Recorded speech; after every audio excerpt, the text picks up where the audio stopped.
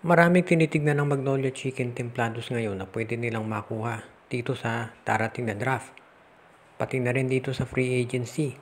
Pero isa sa mga pinaka-practical na options dyan talaga ay pumasok sila sa isang trade, at ang tingin ko ang isa sa pinakamagandang gawin nila ay kunin itong si Cade Flores nitong Northport Batang Pier.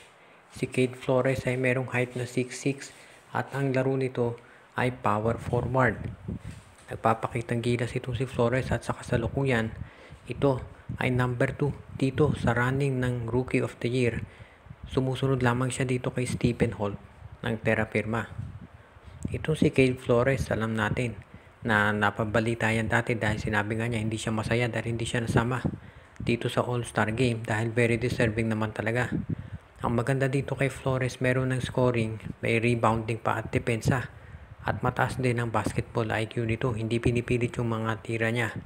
Ibig sabihin, madali ito na magbe-blend in dito sa sistema ni Coach Chito Victorero na kanyang gustong pairalin. Kaya sa tingin ko magiging maganda kung ilagay nila itong si Cade Flores sa kanilang lineup. Ang isang pwede nilang i-trade yan para dito kay Cade Flores ay itong si Gio Halalon at saka itong si Jackson Corpus o kaya si Russell Escoto. Papayag naman ang Northport Batang Pier kahit maliit na player ang kapalit nitong si Cade Flores dahil meron silang first round pick sa darating na draft at gagamitin nila yon para kumuha ng isang big man. Kaya sa tingin ko hindi magiging problema yan. Ito si Cade Flores, napakataas ang potential niyan at alam na natin kung gaano kahusay itong si Coach Chito Victorero sa paglalabas ng talent ng kanyang mga players. Nakita na natin kung ano ang nagawa nitong si James Laput nung siya ay binigyan ng pagkakataon. At wala akong duda na higit pa dyan ang magagawa nitong si Cade Flores para dito sa Magnolia Chicken Templados. Ang titignan na lamang natin ay kung papayag nga itong PBA Trade Committee. Pero sa tingin ko hindi naman magiging issue yan dahil never naman na naging problema o tumutol itong PBA Trade Committee dito sa mga kagustuhan itong SMC.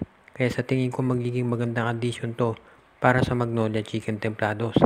Ngayon, natitingnan na lang natin ay kung ano pa ang pwede nilang baguhin dito sa kanilang lineup. Kasi sa ngayon itong Magnolia, bukod dito sa pagkuha ng big man, tingin ko kinakailangan pa nila dadagdagan yung kanilang forward, yung kanilang guards, at baka i-upgrade na rin yung point guard. Alam natin mahusay itong si Mark Baroka pero syempre kinakailangan na rin niya ng tulong dahil tumatanda na rin to.